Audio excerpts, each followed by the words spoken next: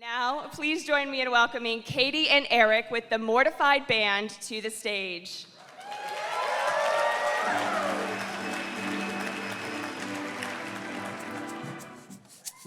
Hi, I'm Katie, and this is Eric, and this is Dwight, and that's Jeff, and we're gonna play some songs to get you guys ready for like some vulnerability and stuff. And maybe you'll know them, and so you should sing with us, please.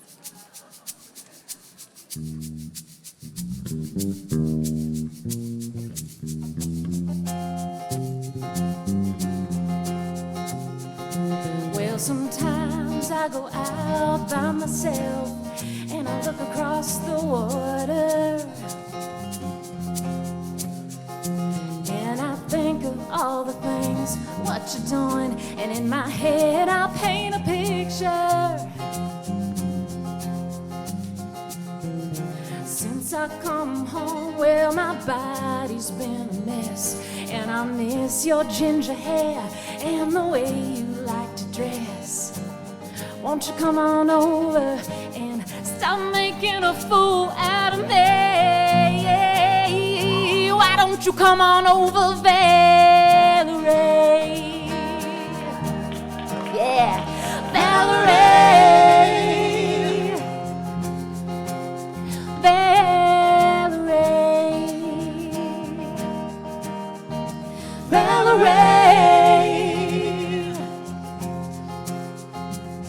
Did you have to go to jail? Put your house on up for sale? Did you get a good lawyer? Oh. I hope you didn't catch a tan. I hope you found the right man who'll fix it for you. Are you shopping anywhere? Change the color of your hair, now you're busy. Did you have to pay that fine? You've been dodging all the time, are you still dizzy? Since I come home, well, my body's been a mess, and I miss your ginger hair and the way you like to dress. Won't you come on over and stop making a fool out of me? Yeah, yeah. Why don't you come on over, Valerie?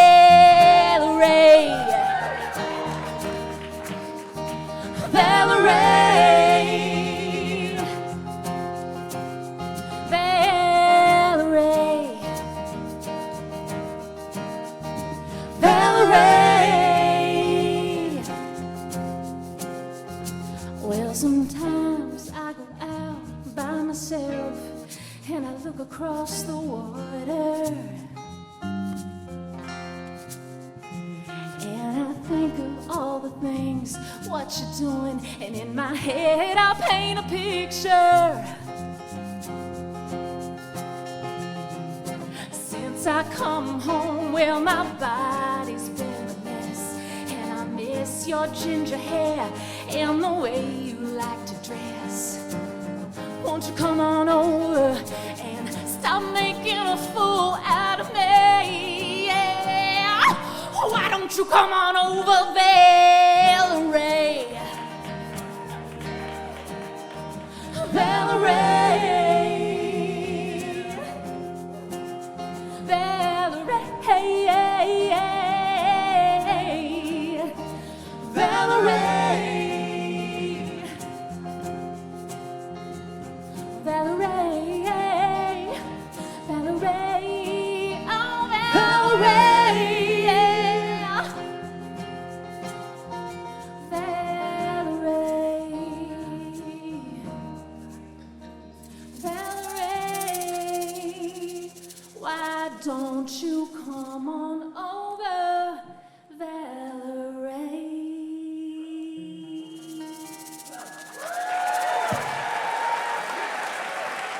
Oh my gosh, you guys knew that one. Thanks for singing along. That was Katie. Really fun.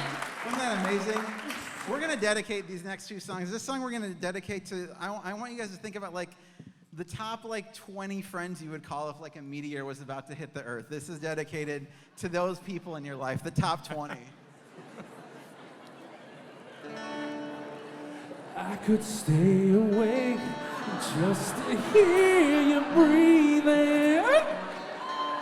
Watch you smile while you are sleeping, while you're far away and dreaming. I could spend my life in this sweet surrender. I could stay lost in this moment forever, where every moment spent with you is a moment I treasure. I don't want to close my eyes, I don't want to fall asleep, 'cause I miss you, baby, and I don't want to miss a thing. 'Cause even when I dream of you, the sweetest dream will never do, I'd still miss you, baby, and I don't want to miss a thing.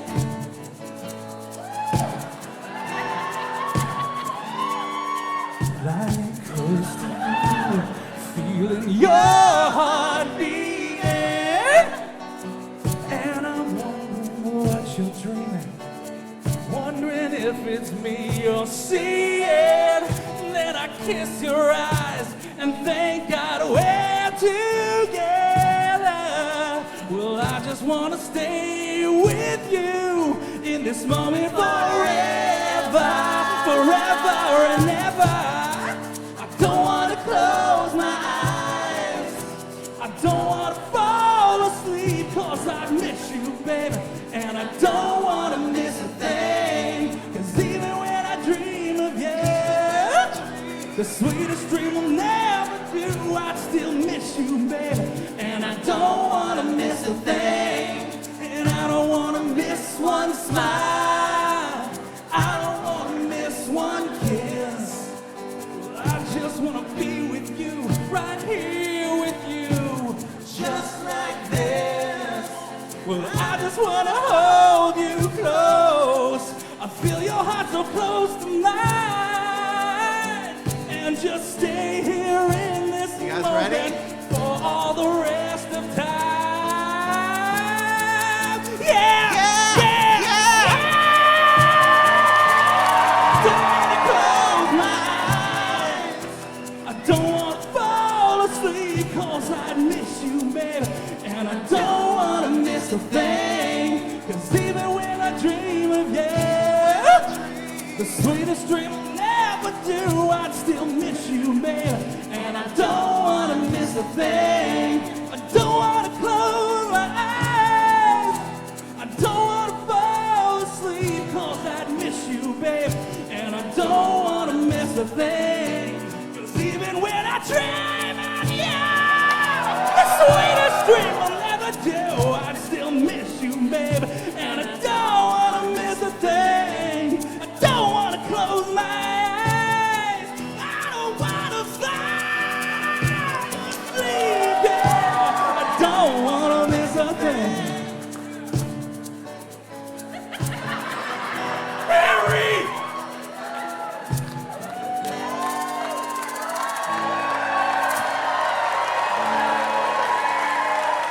Give it up for Dwight. He gave you the full Dwight.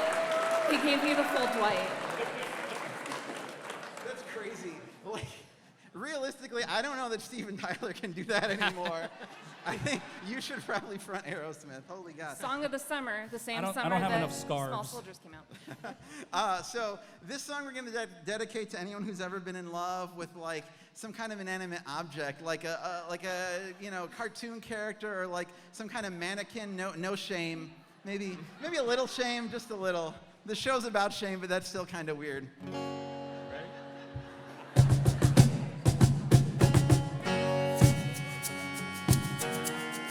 He can also do that. That's pretty cool.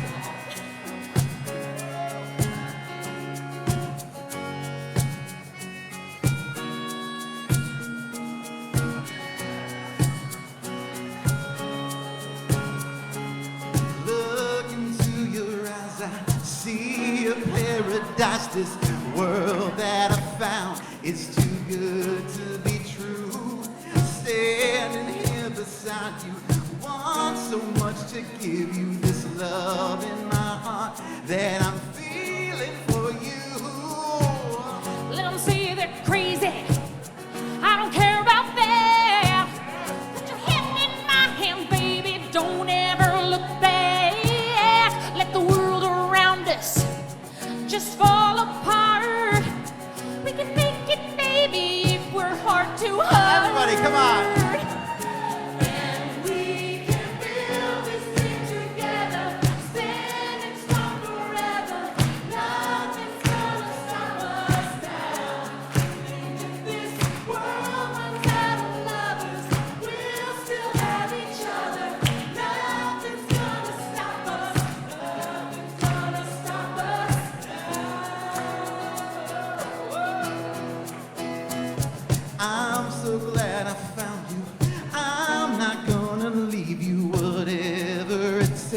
I will stay here with you. Take it to the good times, see it through the bad times, whatever it takes, that's what I'm gonna do. Let them say we're crazy. What do they know? Put your arms around me, baby. Don't ever let go. Well, let the world around us just fall apart. We can make it, baby, if we're heart to heart. And we can build this thing together, stand strong forever. Nothing's gonna stop us now.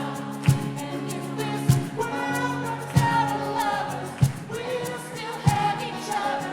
Nothing's gonna stop us. Nothing's gonna stop us. All that I need is you. All that I ever need. All that I want to do Is hold you forever, forever and ever. Hey!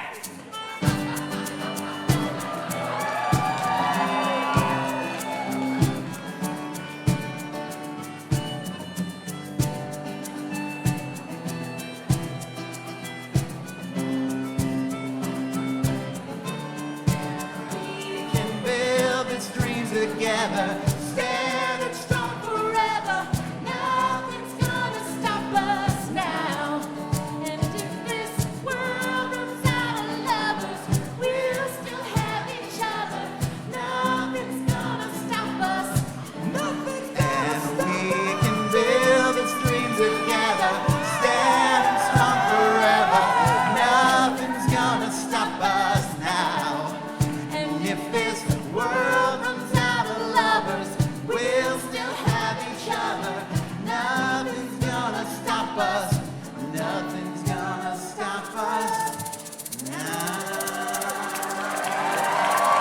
Ooh, you all sound really, Really good. really good. Really good. You guys want to join the band? yeah. Yeah, all of you?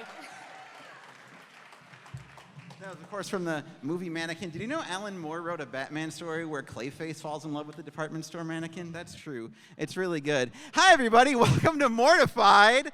Yeah. Our Valentine's Day edition. How about that? In the lovely music box, we have the incredible organist here of the music box. Iconic. Hell yeah. So it is our Valentine's Day show, so I'm curious, who is here on a date tonight? Okay, yeah. Is anyone here on a first date tonight? Cheer really loudly, like really awkwardly loudly. Is anyone here on a first date tonight where you feel like you really just like outkicked your coverage and you don't know why this other person is with you and you're like, oh God, I hope they don't discover that I'm like completely beneath their league and I'm just sitting on the edge of my seat hoping that tonight goes well? Cheer if that's you. No? Wow. Well, one person admitted it. So maybe what I just described, I've certainly felt that way many a time. That maybe brought out some feelings of shame. And that is what we're here to talk about today. Like I said, this is a show about shame. Now, I used to have a very kind of single-minded view of shame. I used to think shame was the weapon of the enemy. It was all bad. And then, some things happened in the last few years, just to pick like a date completely at random that like changed my mind about shame, like January 6, 2021. Just saying. Now, last time when I did this intro and I talked about that, we got a few people were like, oh, it's really inappropriate that he brought up politics at the show. And look, man, I get it. Like, first you got to come to a comedy show and hear about it, and then you got to go to your family's Thanksgiving dinner, and no one wants to talk to you because all your talking points come from, Tucker Carlson. Anyway, no, I'm just kidding. Insurrectionists deserve family love too, guys. But my serious response to that is that no art is, nothing exists without a political context, right? And I think our political moment is an interesting time to reflect on shame and on empathy, right? Which should be bipartisan. No one should be anti-empathy. And so, thank you. And so what we're asking you all in the audience to do tonight is to practice empathy by observing people feeling ashamed, okay?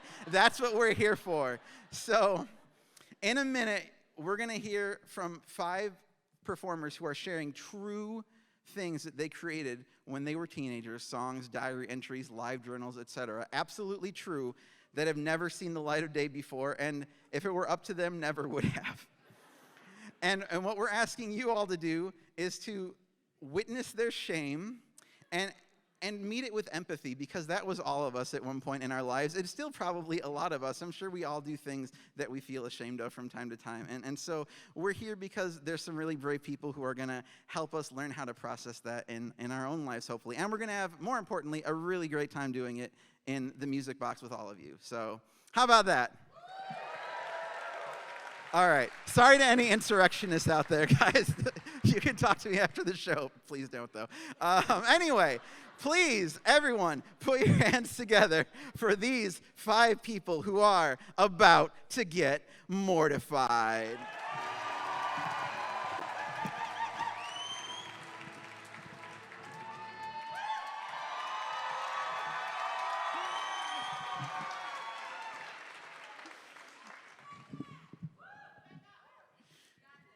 Hi folks, I'm Rebecca. This is my journal. As a proper zillennial growing up in Atlanta, Georgia, I was lucky, or unlucky, enough to grow up before mainstream parental controls. Namely, I had access to the wide open internet and all the reality television late 2000s MTV had to offer. When I was 9 years old and feeling overshadowed by my older siblings, I decided that I needed to make myself and my life heard. So I started a journal about the most crucial aspects of my life. My parents and my siblings knew nothing of this journal, my 4th grade relationships, the ensuing drama, or the heartbreak. As the youngest of 4, watching my siblings enter teen and tweendom, I knew I was more mature than your average 4th grader. I bore witness to my older siblings' taste in fashion, music, and of course, their favorite TV shows. My inner monologue even took on a narrative not unlike my sister's favorite shows at the time, A Shot at Love with Tila Tequila and Flava Flav's Flavor of Love. I mean, these were reality shows. This is how adult relationships work, right? So that's how I documented my own 9-year-old reality in my journal, filled with my own personal confessionals, cartoon cutaways, and cutthroat opinions on the makeups and breakups of the 4th grade. November 13th, 2007. Dear Diary, today was awesome at school. Well, mostly during recess, otherwise school is crappy. During recess, Abias broke up with Noah, and he took it well. Then, Abby was open to Shane and Blake. Someone said, Abby's with Blake now. And Shane got mad and asked Abby out, and she said no. And Shane got mad and depressed, so he sat with Noah in what we called the depression corner and got mad at us for trying to figure out what he was talking about. So then Daniel sat down, and so did Marley. I sat down and started to look depressed. My friend said, "Why are you depressed?" I said, "I'm not depressed. I'm being depressed for Shane." Then he ran off and we followed him. Then Sarah G asked me to ask Blake out for her, so I did it, and he said, "I don't know." Then I told Sarah, and she said, "Ask him, yes or no." He said, "Sure," and started chasing after her. Then he dumped her. She wanted JK. Blake sat in the depression corner, and I was depressed for him. Then I ran to find Shane and be depressed for him again. But recess was over. Clearly, I was relishing in the drama with a capital D. But what I really wanted, though, was to feel normal by having a boy like me, nay, love me. After all, that seemed to be what the point of all this reality I was seeing on TV. But in the real world, I was an awkward, new glasses wearer and an insecure girl who thought that all of my problems would be solved if a boy liked me and if I was in a relationship. Specifically, a relationship with my crush, a boy named Carrie. Dear Diary, Abby got hooked with Shane and Blake got sad. We chased them. Then Carrie and I hooked up. I'm so excited. But I have a feeling he'll dump me. Oh, wow.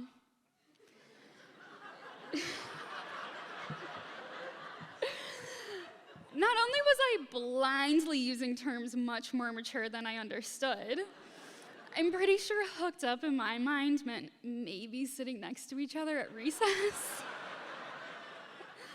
But I was also confident that I was much more mature than my 4th grade teacher, who at the time was the same age that I am now.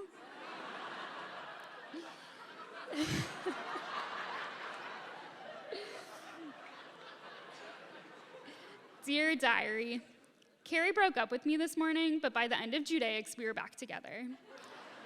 Miss Silverboard had a talk with us, and now we can't be together or anybody else in the grade. But I'm still gonna do it behind their backs because I hate school and they don't understand what a social life is like. No BFs and GFs, no kissing at bar bat mitzvahs. The school and teachers and staff are stupid.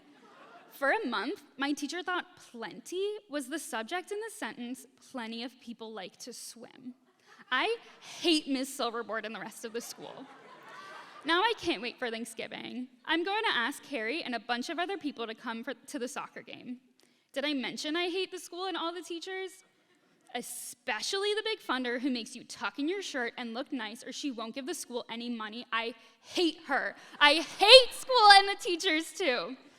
But I like Carrie, even though he'll be the one breaking my heart.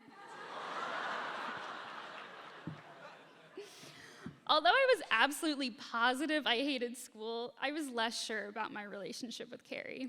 So I took to my diary to practice my Emmy-worthy confessional scenes.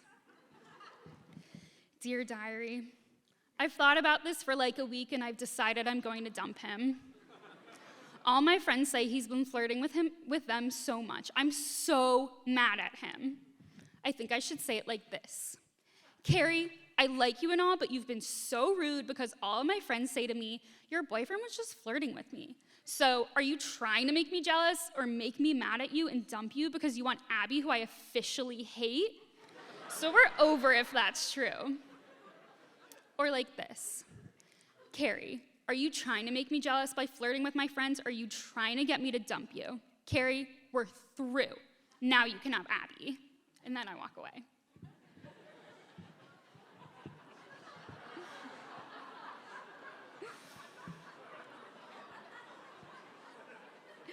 As you can see on the screen, though we had the longest 2-week relationship in the grade, I was done with Carrie.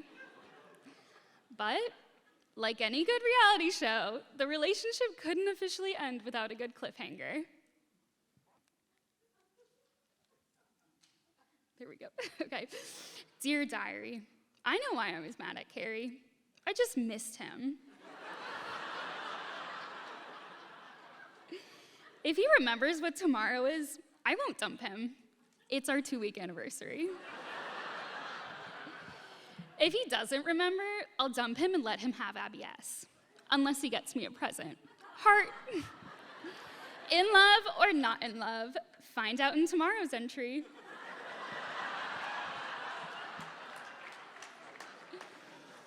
I brought the drama, but I didn't know how to bring real communication skills into my new, fading relationship. I think I thought gifts could mend my broken heart. This relationship was set up for failure. But if my reality show had viewers today, I'm sure they'd live for the drama. Dear diary, today I dumped Carrie and then he went for Abby S., who I officially hate. Then we went to torture and kick him, and it was fun. Dear diary, today was a little better. I sat in the depression corner all recess, and everybody was up in my face, even Carrie, who I was mad at. It was like, oh, I can't even explain. I kind of want to get back with him if he remembers when our anniversary is and doesn't flirt with all my friends. And I want Abby to put in blonde highlights so the boys aren't attracted to her. If we do the closet and makeout thing, I will slap him across the face and kick him in the nuts.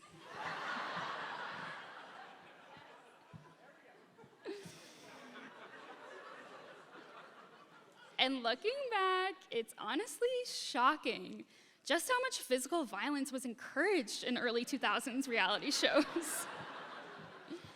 To me, this was reality, so a good old-fashioned catfight seemed like the natural adult response to a relationship issue, not a way to storm up drama for more viewers. And as you can see behind me, I had to illustrate the two possible outcomes of a 7 minutes in heaven claws and makeout situation here. The one in which I kick him in the nuts on the right, and the one in which we successfully make out on the left. In my mind, these were the only two appropriate actions. To my amazement, 9-year-old Rebecca followed the perfect reality TV show formula and canceled her show mid-season. For whatever reason, I decided to abruptly stop documenting this relationship. I did, however, stop back twice, once in 5th grade and again in 6th grade, to give my audience some closure. A where are they now segment, if you will. April 27th, 2009. Dear Diary, last year was a big one for me, but 5th grade is better. Carrie and I still hate each other, and I got called gay by a bitch named Sarah L. for dating him. I want to get back with him still, but he wants to rue my day. Weird. Abby S. and I are biffles now, and she's dating a hottie named Ben S. Becca M. and JP are going out. So cute. Becca M. had a major crush on him, and he asked Becca M. out on her birthday. April 17th, 2010. You're in 6th grade now. You've been put under a ton of stress and have a giant pimple on your forehead. Carrie left the school and you thought everything would be great. You even started to like Sam B. You were pretty sure he was on the brink of asking you out, but your secret leaked and he found out.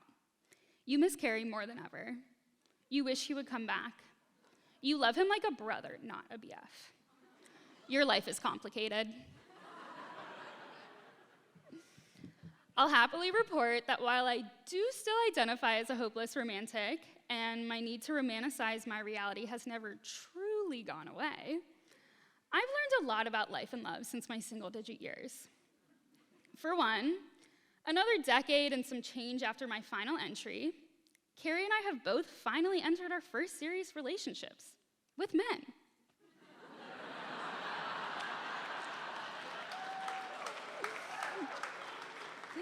I laugh looking back at the way that I assumed a boyfriend would know exactly what I was wanting from him, to remember our 2 weeks anniversary, or that we would fall in love in such a brief time, the aforementioned 2 weeks.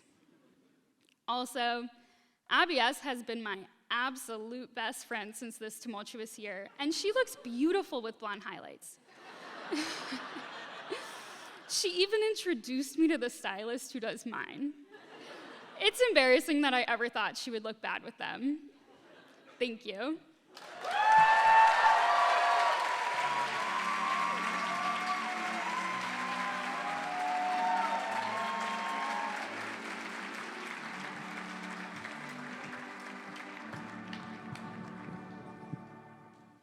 Hi, I'm Finn.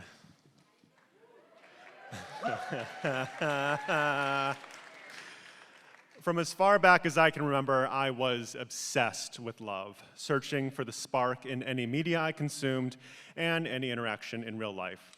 I shipped Ash and Misty, I shipped Mal and Inara, I would ship the milk and the spoon in a cereal commercial, all while blazing through a non-stop series of one-sided crushes, pining from a distance, though perhaps a little more distance would have been better for all involved.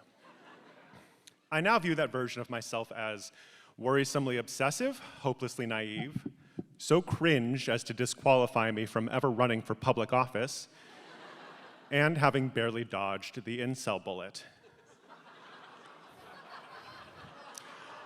On a Tuesday in 2006, I had British literature with Mrs. Wong, a white lady who once corrected my use of indie music to Indian music.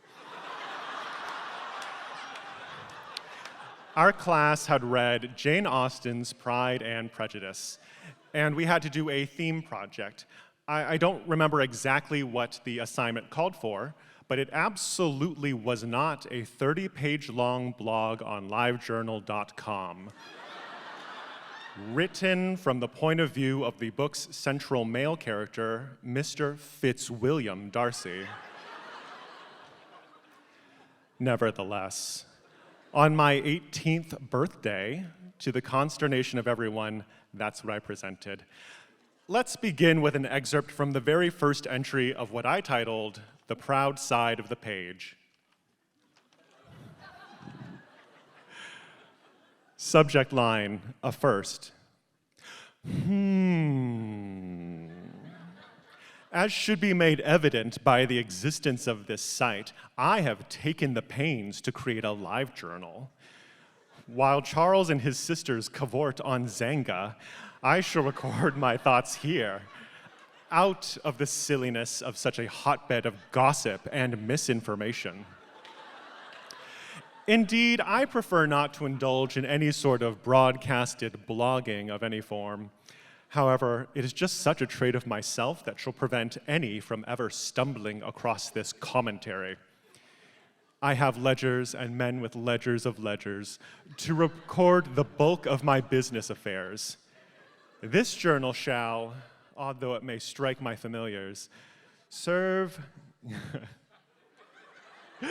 be taken down as documentation of my more inner thoughts. I find quite often that the expectations set down for my sex and my station restrain against the overwhelming feelings I betimes find myself prey to. Current music, The Dragon of Pendor by Gatsby's American Dream. There are 30 pages of this, not 30 entries, 30 printed pages. Prose, free verse, sonnets, and more. There were short entries like this one, which summarized Darcy's first impression of Hertfordshire. Subject line, we are not amused. Mood, unamused. Okay, what the hell is this? Music, Oblivion by 30 Seconds to Mars. None of this was intended to be satire. Love was deadly serious to me, so I latched on to what I perceived to be my similarity to Darcy, and instead of doing any historical research, I earnestly poured myself into the gaps. Darcy's protective brotherly feelings were my own, just as his pretty toxic thoughts on Mrs. Bennet reveal a lot about how I saw my girlfriend's mom. The charming villain George Wickham graciously stood in for every guy that any girl had ever paid attention to other than me. And I wasn't jealous of how easygoing my best friend in real life was. That was just Darcy talking about his friend, Charles Bingley. This next excerpt is about how Darcy felt about going to a dance. Subject line, perplexing. The company in these parts leaves something to be desired. Take the ball we attended, for instance. So we arrive 8 minutes fashionably late to the second. The ball was already in full attendance. I'd never heard of such a thing. At any rate, we made something of an entrance. Charles went straight to the top of every girl's ticket, as he so often does. Mission accomplished, old boy. No, I don't mean to sound bitter. Charles did try to make things easier for me. I was alone, as I almost always am at these sorts of things, desperate for some conversation or sport that didn't entirely suck. I was waiting in a line to dance with one of Charles' sisters when he attempted to get me to dance with, what the hell was he thinking? One of the girls of the Shire? Who I, in my annoyance at the ball in general, dismissed rather offhandedly. And I'm fairly sure she overheard. Which doesn't really bother me, not a bit. She's not that pretty. She just had really, really piercing eyes is all. And it was weird. She clearly overheard my dismissal And yet, while she was clearly affected by it, rebounded from my rebuff with surprising alacrity. I don't know what to make of it. I have accounting to do. Yes, I shall see to that.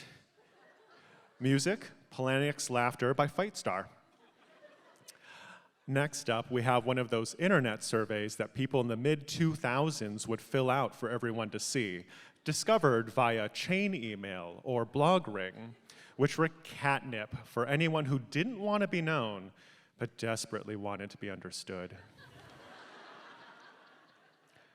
Subject line, I was bored. Mood, amused. When you looked at yourself in the mirror today, what was the first thing you thought? That I don't really care how I look, nor do I care how anyone else feels. I just ran my fingers through my hair and supposed whether Elizabeth would love me if I parted my hair to the side. When is the next time you will have sex? The impropriety! Who is the fourth person on your missed call list on your mobile? In my chaise, Charles, home. What was your childhood nickname? George has called me Darcy since I was 4 6 months. What shirt are you wearing? A white linen dressing shirt. Do you label yourself? Hardly. Name the brand of shoes you're currently wearing. Brand? These shoes, I will have you know, were cobbled by Thomas Paine, the greatest corset maker and leather worker in London. What's your MySpace handle? Mr. Darcy hates MySpace. Boxers or briefs? Boxers. Favorite age you have been thus far? I am enjoying 27 thus far. Side note, on my own live journal at the time, I answered this question with, I had a pretty rockin' time at 16 going on 17. Your worst enemy?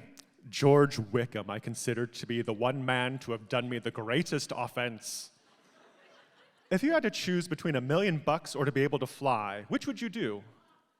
Flight. The currency in the colonies is abominable. Sorry, the States, pompous rebels. If you could punch one person in the face who's in your life right now, who would it be? Myself. Music, Iris by the Goo Goo Dolls. This class was my first time reading Pride and Prejudice. The year before, when the Keira Knightley, Matthew Macfadyen movie came out, I went in with a mind blissfully empty and not the faintest idea of whether the people on the poster would get together or not. In a full theater in San Francisco, I alone was on the edge of my seat, hoping against all odds that the main characters of one of Western literature's most well-known romances would find their happy ending. I won't spoil it in case anyone else is in the middle, but afterwards I turned to the group I was with and gushed about how great it was. My mom and my uncles agreed it was very well done. I'll end on the last entry. Subject line, recap. Mood, perfect. Elizabeth loves me. We are to be wed. I find that I no longer need this journal. I already have someone with whom to share my every most secret, intimate thoughts. I need not write of hidden love any longer. We are to be wed. She loves me. May whosoever stumbles upon this diary understand two things, both very simple. Amidst the turmoil of life, through the changes that fate brings down upon us, there is a light to guide you to happiness. In the storm, there is a beacon that will save you. Love. Amor vincit omnia. Secondly, pride is not always a virtue. If there's one thing to be learnt from my example, It is that pride can get in the way of happiness, and in the end, should you stand by what may well be a vice, you will be left with only it to comfort you. I see that now, and I am happy. Music, Easy, Lucky, Free by Bright Eyes. I still think that I was an overwrought little goblin with weak wrists and terminal main character syndrome. But what of it? My big sin was thinking that I was special and deserving of love. I'm not sure the answer is to consider myself especially bad and deserving of hate. And I didn't realize this until I saw the timestamps, but I apparently wrote this whole thing in a week. Yep. In 1 week. All these years, I assumed it must have been a semester-long project. It was not. It was a standard piece of homework, and I spat out the word count equivalent of 3 college midterm papers. So what if I was cringe? I'm never gonna run for public office anyway. I don't need to spend the hours of 2 to 4 a.m. thinking about this. I did eventually find love. If anything, I'm envious of how productive I was that week. In retrospect, I did nothing wrong. In summary, self-awareness is a trap, growth is for suckers. All those songs are bangers, and Mr. Darcy was lucky I projected myself onto him.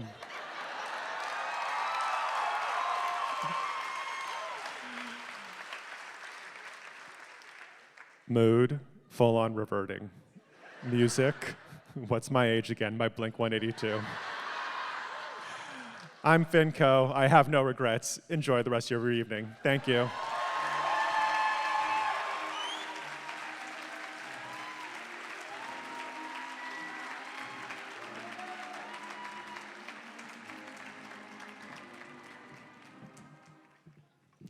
Hi, I'm Claire.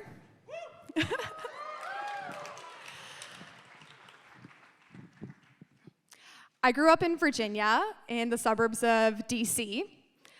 As a child, I used my journal to state the facts because I always had multiple things on my mind. Current events, the school play, and even crushes on multiple people. Here's a look into what my life was like when I was 11 years old. April 18th, 2007. Today in advisory, we talked about the Virginia Tech shootings. They happened on Monday. It was really sad. Virginia Tech is so big. 26,000 students, 3,000 staff, and over 100 buildings. It's basically impossible to shut down the whole campus. Well, off that topic, I had a history test. It was kind of hard, but I knew the material. I also had softball. It was good, I guess. I can't tell if Anders likes me. I mean, sometimes he's nice, but other times he's mean. But not like mean, but not nice. I'm getting mixed messages. But at the same time, I love Will. May 24th, 2007. Today was also the school play. Long after the play was over, Laura, Anders, and I were outside talking. There was this thing right before the show when it was just me and him and no one else. It felt really nice. I hope he is at aftercare and sits next to me in the movie again. So I was a theater kid and absolutely hated watching sports. That is until I discovered the Little League World Series.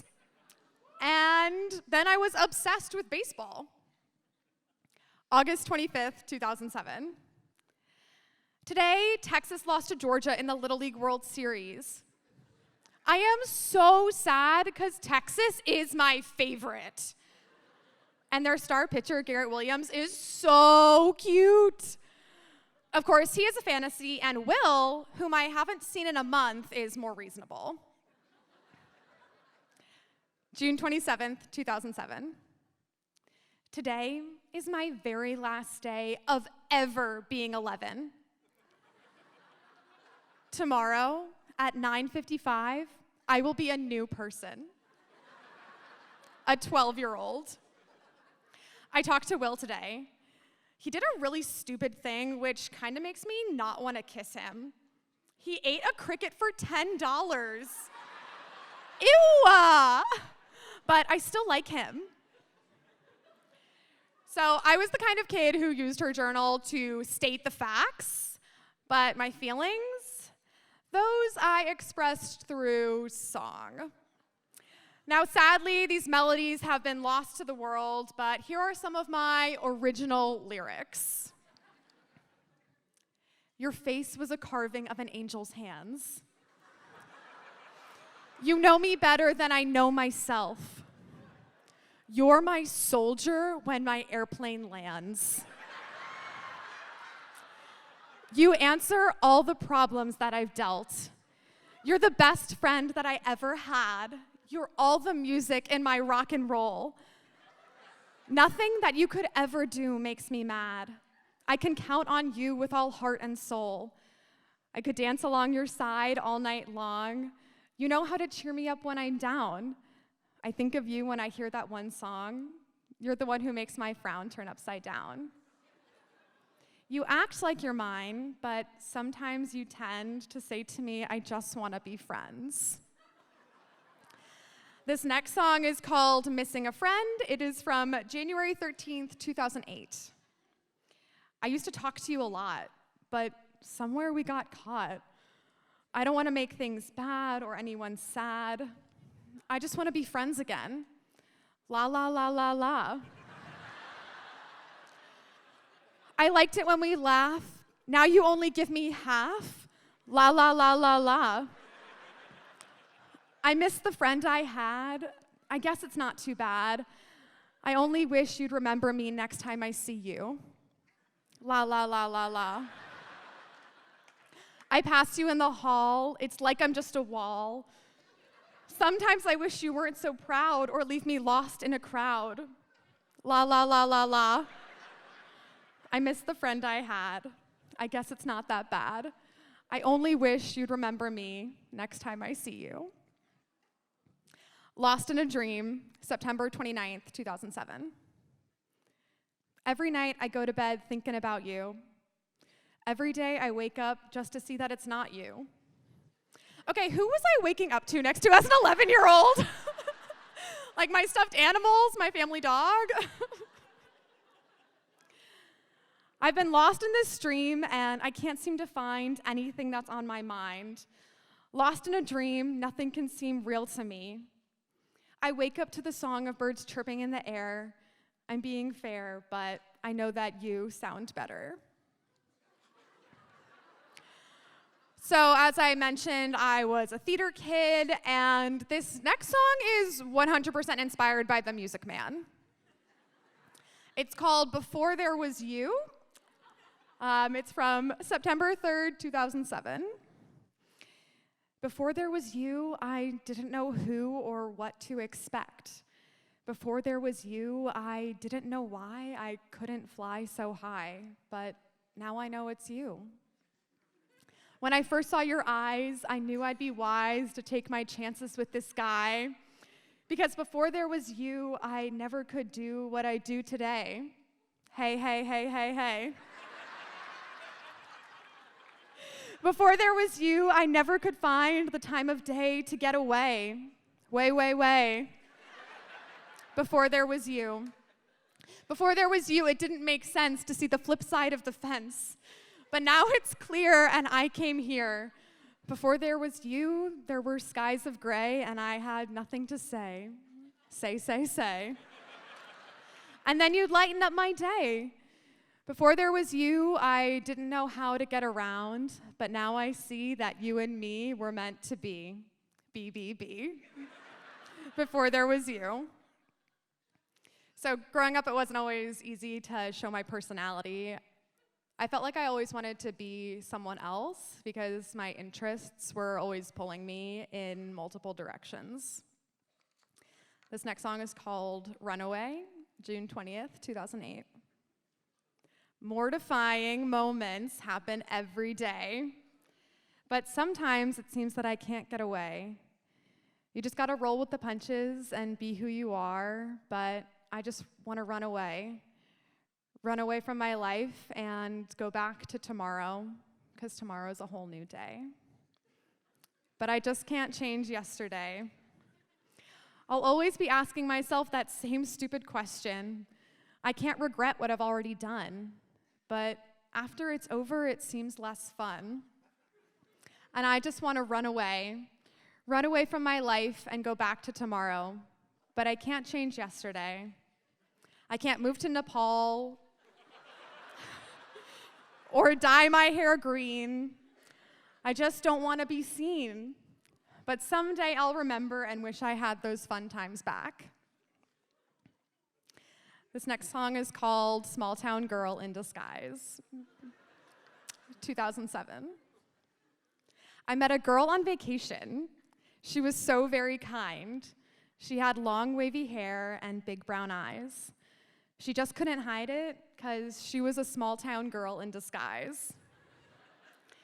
Small town girls are so nice, but want to see the big city, so they pretend to be from them to fit. If you find the real them, they hope you'll understand. They were just trying to make friends and just fit in, maybe. Because small town girls are so great. They are fun to be around. You just have to dig deep enough and find the real them. Because she was a small town girl in disguise. As an adult, I still have a lot of things on my mind, and I'm always adding more to that list. And I realized a few years ago there was something else on my mind: women. And growing up, I didn't really have the language to know what that means, but it was amazing to look back on this song and know that that part of me was always there. Thank you.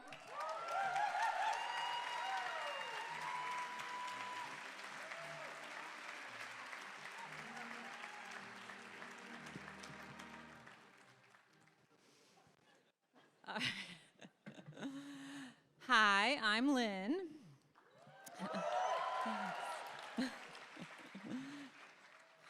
Growing up in the 80s in Oak Park, Illinois, thanks, shout out for Oak Park. I wanted so badly to be popular and have a boyfriend. Unfortunately, I was what you call painfully shy and a completely awkward preteen who played clarinet in the school band. I came from a large and sometimes complicated family and was the only daughter with, at that time, only 5 brothers. As I entered 7th grade, I captured all these feelings in this diary.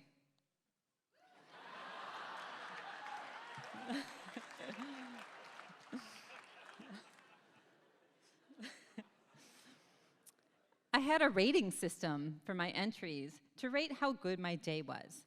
3 stars, excellent. 2 stars, very good. 1 star, good. Half star, so-so. And U means ugh. Note, any number of stars and a half means almost. For example, 2.5 stars means almost excellent. August 22nd, 1983, rating ugh. Life sucks. I can't do a single thing right.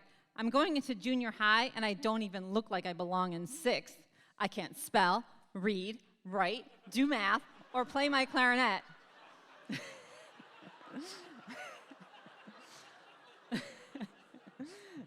My brothers always pick on me, and my best friends are best friends with each other, so I get left out a lot. Bye!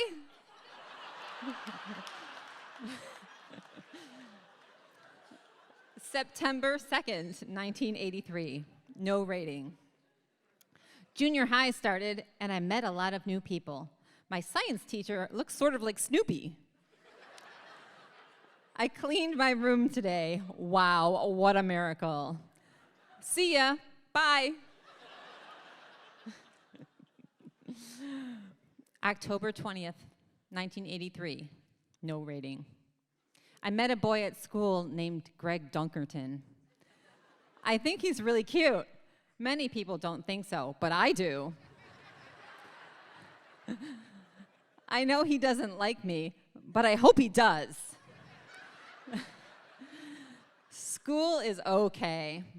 We are having a Halloween dance, but I'm going stag. Bye.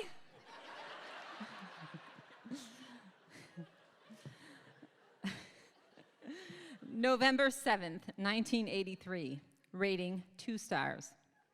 Well, junior high is going smoothly. I got on the A honor roll. Man, am I happy. I don't really like Greg Dunkerton anymore. I know he doesn't like me. I like this boy named Ron B. a little bit. Well, I can't think of anything to say. Bye! Finally, I was starting to feel good about myself and my romantic prospects. But this next entry is from the very next day. November 8th, 1983, rating 1 star. All the boys I think are cute have gone out with the popular girls, so I will never have a chance with them. I won't have a chance with anyone. I'm just not popular. Bye!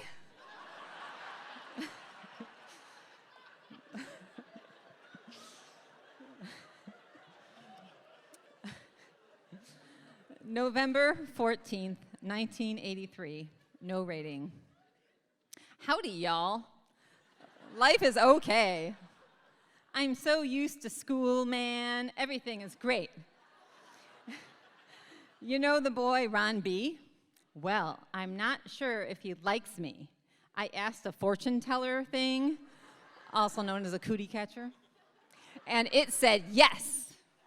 But that doesn't really mean anything now, does it? Well, bye. December 5th, 1983, rating 2 stars. I'm pretty tired of not being popular. I'm kind of popular with the girls, but I want to be popular with the boys. I think my problem is that I'm not that greatly built.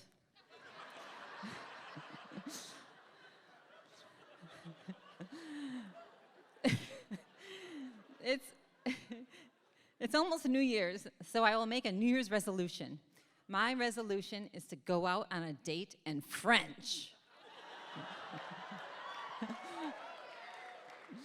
Bye. January 16th, 1984, Monday, huh? Rating 2 stars. This is the first time in 1984 I'm writing in here. It's 10:01 p.m. now, and I'm bored. About a week ago, my mom found out about me wearing makeup. She said that I couldn't, but I did. And she just says now that she doesn't like it. 10:03. I feel emotional.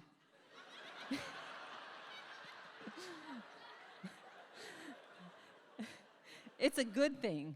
It's good emotions. 10:04.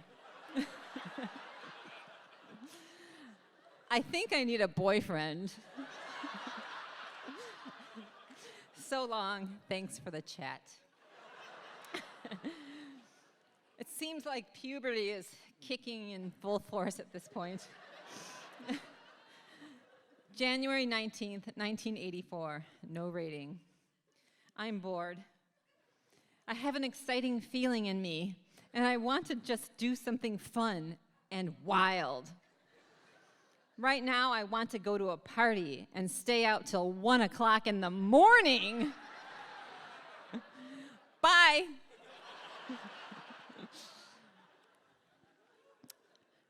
February 10th, 1984, 6:12 p.m. My life is going KO, which was my cool way of saying okay. Except for one of my brothers, Greg.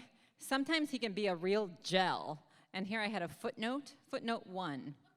Gel, having the IQ of Cool Whip. Bye.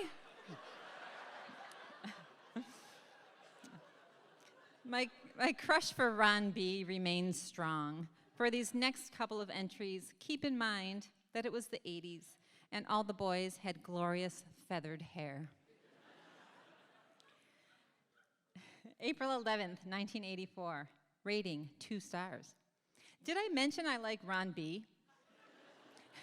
He's cute and he even knows I'm alive. Wow!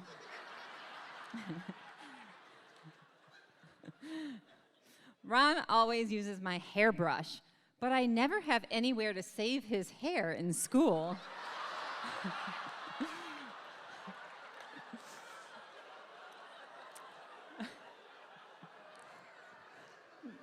Maybe one day I'll bring a baggie or something.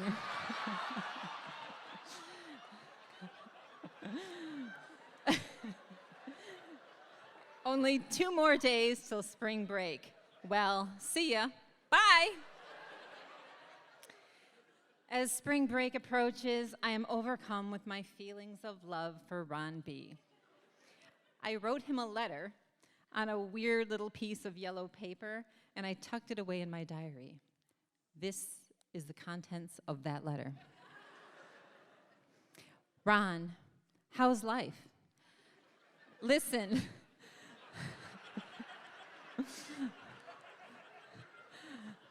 Listen, did you dump Jackie the ultra slut yet?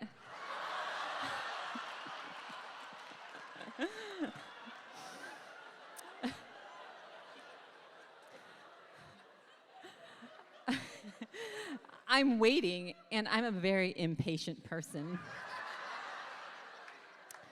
You are so cute, you know. I love how you use my hairbrush because I'd love to run my fingers through your hair. Are you friends with Jimmy C? I was just wondering because I hate that scum's guts.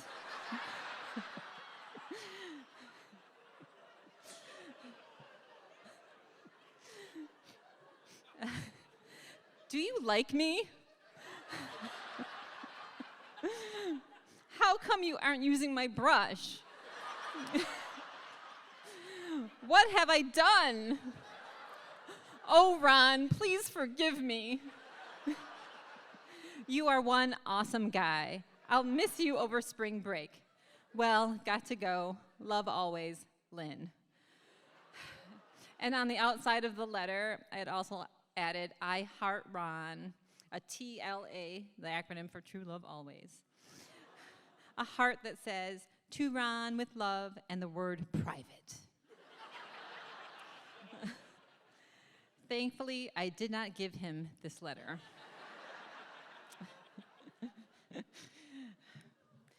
April 29th, 1984, rating 2 stars. Life is pretty awesome. I finally got the Footloose album. It's pretty awesome. I am still nuts about Ron B. He is cute, funny, and an all-around nice person. After this entry, there's a huge gap until my last and final entry. August 2nd, 1984, no rating. Well, well, well. I haven't written since school's been out. Whoops. I had no romance over the summer, darn. And my chest is still a little flat. But you can distinguish me from female or male. Hopefully, I will get that bra very soon. So I did get that bra. But unfortunately, things with Ron never worked out. I didn't go on a date with him, or anyone for that matter, until sophomore year of high school. I'm still pretty shy, but have had the chance to stay out till 1 in the morning. And French.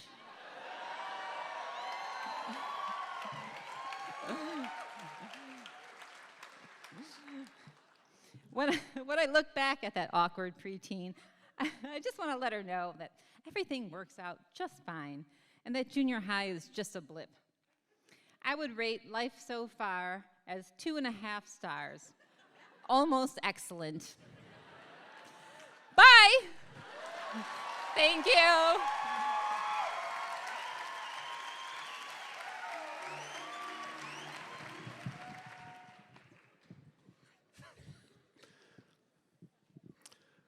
Hi, I'm Will. And this is a story about my youthful pursuit for the perfect romantic gesture. I grew up in the small town of Arkadelphia, Arkansas. Anyone from Arkadelphia here tonight? If anyone had whooped, I would have known them and probably gone to church with them. So you have to, you gotta ask. Arkadelphia has a population of around 10,000 people, but for some reason there are 2 universities. My parents were both English professors at one of the schools, and they always reminded me how much bigger the world was through books and art and family trips. I loved reading, and when I look back over my old journals, I immediately see how hard I'm trying to make my life feel like the stories I loved. I was a hopeless romantic who struggled translating my big, preteen feelings into action. Sometimes in my attempt to write an interesting account of my life as it was happening, I'd end up skipping an obvious step or two, like actually telling someone how I felt. My journal starts in 2005, 6th grade. Hello, my name is Will. I've decided to keep a diary on my trip to France. Anne Frank called her diary Kitty, trademark, so I suppose you will have to have a name.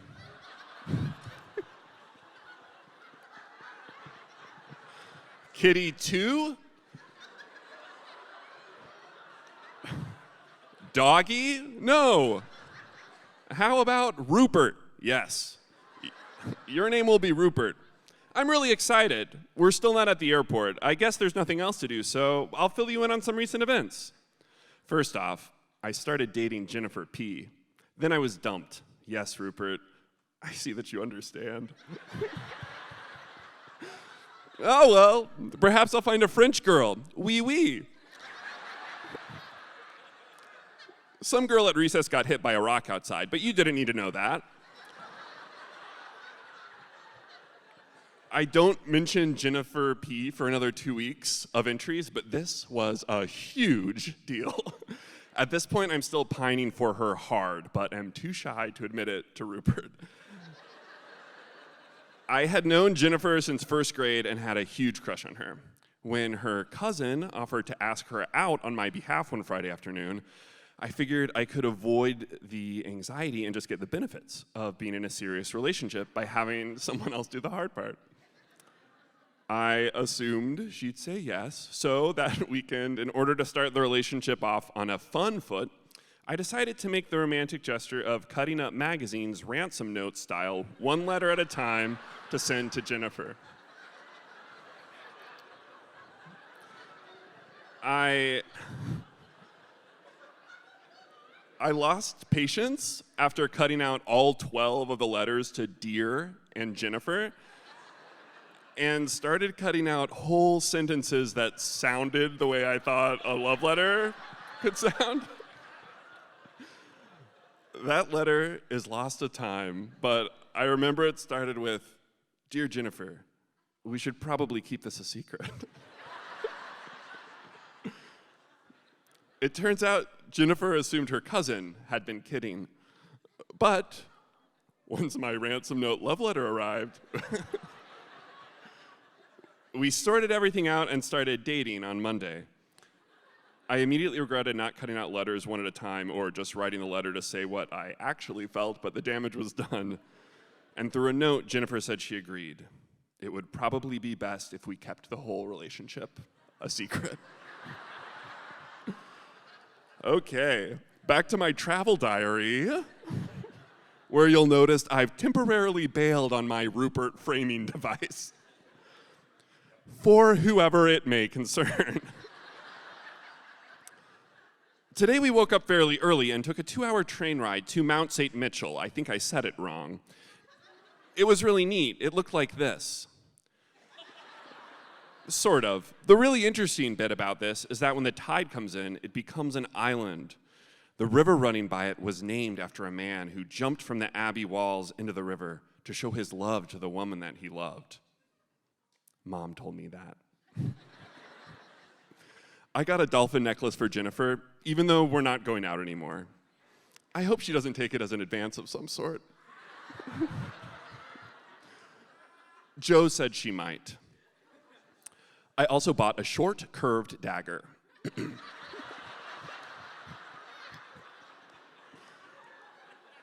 Joe is my brother, and he would have been 100% right about this gift feeling too romantic, if not for my delivery method of choice. Once again, I chose to put my faith in the United States Postal Service.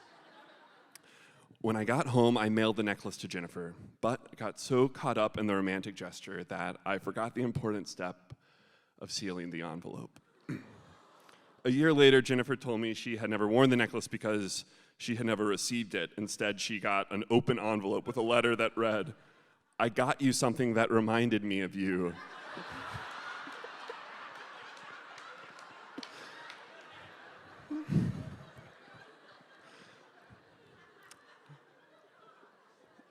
Rupert, I'm really tired, so I'll make this brief. We went to Paris today with only a little trouble. We had reserved tickets for Sunday instead of today. In Paris, we took a couple of subways to the Eiffel Tower. We then took the stairs to the first level. The view was pretty good. We then ate dinner and watched the movie Along Came Polly. It wasn't worth 32 euros. There were too many sex jokes. We then saw the Arc de Triomphe before coming home. Okay, here's some personal stuff. So if you're reading this, don't. And if you're me, why remember things you don't want to? So if you want to, just skip to the next day.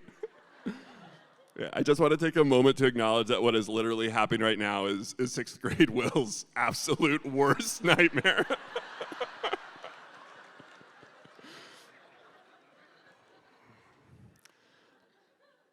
I've been thinking about Jennifer. I don't really know her that well anymore. Ellen said she's always concerned about her hair. I still think that she's probably the prettiest girl in sixth grade, but since I don't really know her anymore, it wouldn't really work.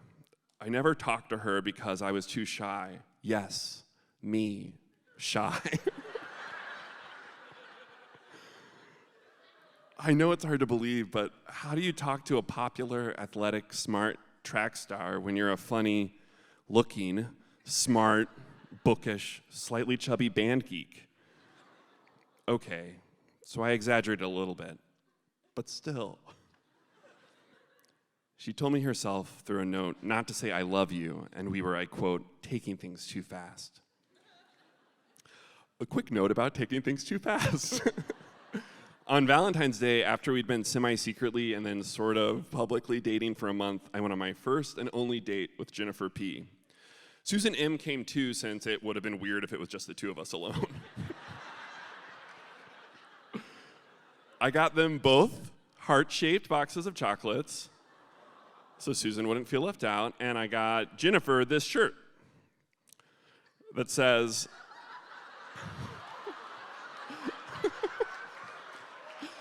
I went out with Will Sondheim, and all I got was this stupid t-shirt.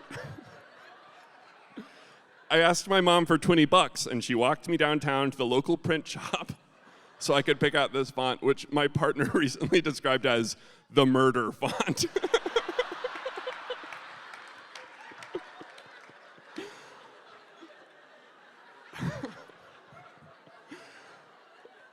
I was a hopeless romantic who wanted to make a big boombox held over my head style gesture, but I was also scared enough of my own feelings to bake in a little preemptive emotional distance with, I think we can all agree, a pretty funny bit.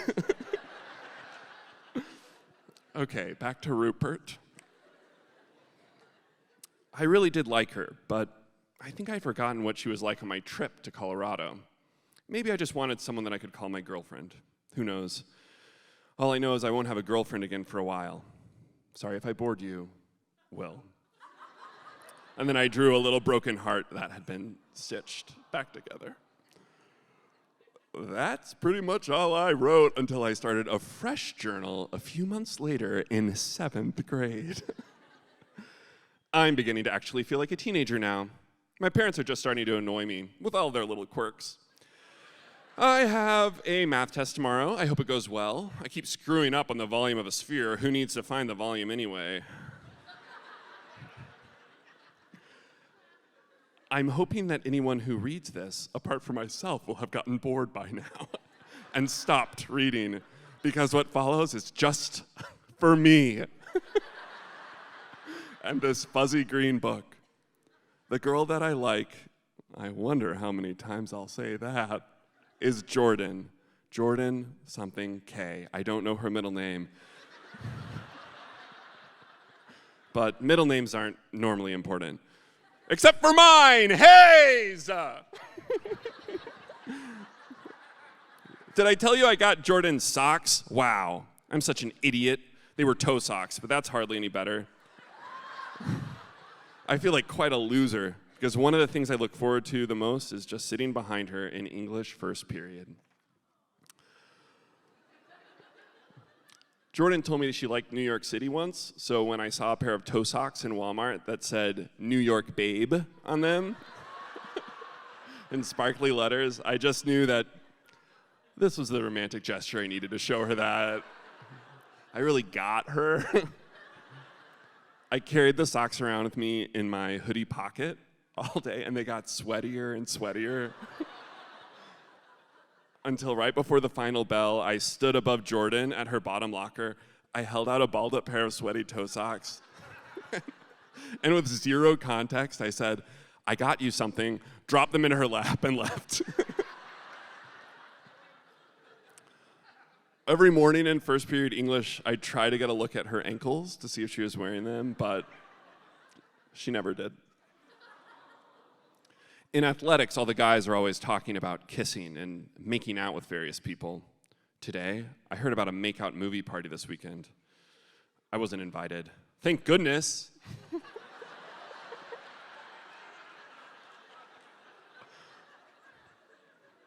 The really weird thing about this whole girl problem right now is that I super like her, but have no desire whatsoever to ask her out.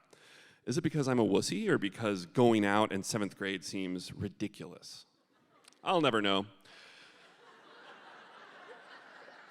But what really sucks is that Jordan doesn't like me. In fact, she might even be on the verge of dislike. Do you know what really stinks? When you really like someone, when you like to laugh with them and just listen to them talk, and they look at you like you're an idiot. And I don't mean that in a nice way. Good night for now, Will.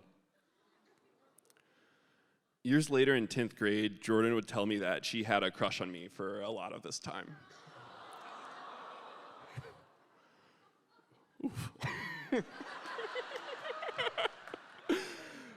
I didn't know because I never asked her or told her how I felt. I just got her the toe socks and then kind of panicked for a couple of years. The fuzzy green journal picks up a few months later.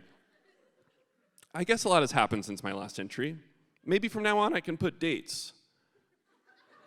Speaking of dates, I had a girlfriend, Anna R., for a good part of the summer. I held her hand and stuff, but I don't think it was the best idea for me to go out with her in the first place. Our breakup wasn't dramatic, but I am glad to be single again. 2 years later, I was walking Anna to her car. We were illuminated by the glow of streetlights on a hot southern night. She hugged me, locked eyes, leaned in, and asked if she could kiss me. Time slowed. It was a perfect romantic moment. But it also completely caught me off guard, so I asked for a rain check. Like if you wrote it on a page and scripted it, she said, "Can I kiss you?" And then I said, "Can I have a rain check?"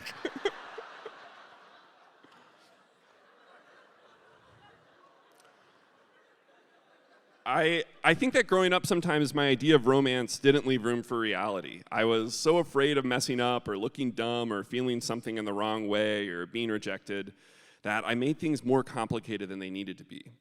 I basically made a shirt about my then girlfriend breaking up with me and gave it to her on Valentine's Day to quote unquote get out ahead of it. Now, 20 years later, I'm mostly embarrassed by what I thought was embarrassing. Feelings that I worried were boring as I felt them, beating myself up in a way that can feel all too familiar in the present. The world is big and messy, and your life doesn't feel like a story when you're in the middle of it. So go out and make dumb merch for the people you have a crush on. And then, I don't know, see what happens. Thank you.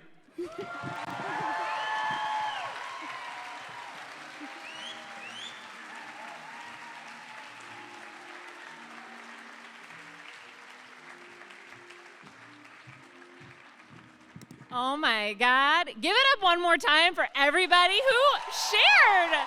Wasn't that so good? That was really nice. That was really nice. So if you want to learn more about them, we have social media, just Instagram and Facebook and Twitter, because the people who run this show, myself and Eric, are in our 30s and we don't understand TikTok. So you can check them out on social media. If you have any adolescent writings lying around, please submit to be a part of this show. We can only do this show because people say, hey, I'd like to be a part of that. So please, please, please volunteer to be a part of it. Yeah. Thank you to the people who made tonight happen. For my co-producer, Eric Arnault. Yeah. Our story producers, Marnie Schur, Allison Schoenfeld, and Mary Z. Yeah. Our music supervisor, Dwight Hassler, who brought it, gave you the full Dwight. Our percussionist, Jeff LaRoe. Those two are in a band called Grey Ghost. Check them out. To Eddie and Asha at WBEZ, the whole WBEZ crew, to our organist, to the Music Box, to Goose Island, to Steingolds, and also, don't forget to tip people when you buy things wherever you are in general and here. And check out our podcast on Radiotopia. Our next show is May 4th, and yes, as we said previously, it is a Star Wars themed show. So that'll be fun. But before we depart, let's review. What have we learned? From Rebecca, we learned that you can use the depression corner to be depressed for someone else.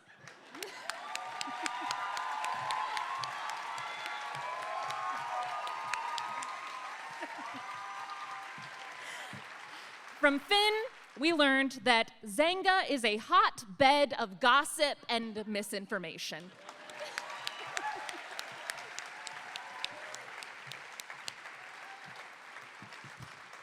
From Claire, we learned that you laugh now, but you only give me half, la la la, la la la.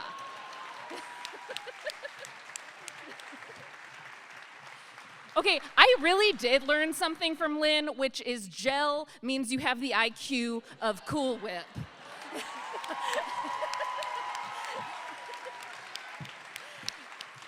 And from Will, we learned that Along Came Polly isn't worth 32 euros.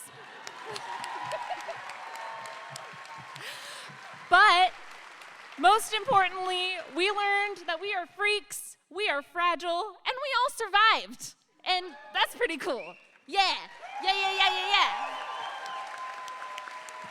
So thank you so much for joining us. Give these folks another round of applause, and have a great night.